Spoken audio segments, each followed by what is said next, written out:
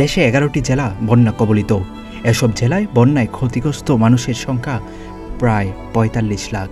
এ মুহূর্তে পানিবন্দী ৮,৭,৬২৯টি পরিবার। আর এই বন্যায় এখন পর্যন্ত মারা গেছেন ১৩ জন। লম্বা হচ্ছে লাশের সারি। শুক্রবার দুপুরে সচিবালয়ে এক সংবাদ সম্মেলনে দুর্যোগ ব্যবস্থাপনা ও ত্রাণ মন্ত্রণালয়ের সচিব মোহাম্মদ কামরুল হাসান এসব তথ্য জানান। সংবাদ সম্মেলনে জানানো হয়, বন্যা আক্রান্ত জেলাগুলো হল ফেনী, কুমিল্লা, নোয়াখালী, লক্ষ্মীপুর, ব্রাহ্মণবাড়িয়া, চট্টগ্রাম, কক্সবাজার, খাগড়াছড়ি, সিলেট, মৌলভীবাজার ও হবিগঞ্জ।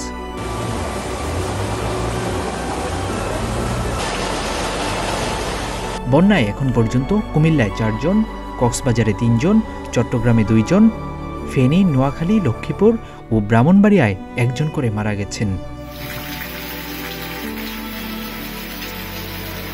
কামরুল হাসান বলেন, বন্যা কবলিত এলাকায় সেনাবাহিনী, নৌবাহিনী, বিজিবি, ফায়ার সার্ভিস, পুলিশের সদস্য ও বৈষম্য বিরোধী ছাত্র আন্দোলনের শিক্ষার্থীরা উদ্ধার কাজ চালাচ্ছেন।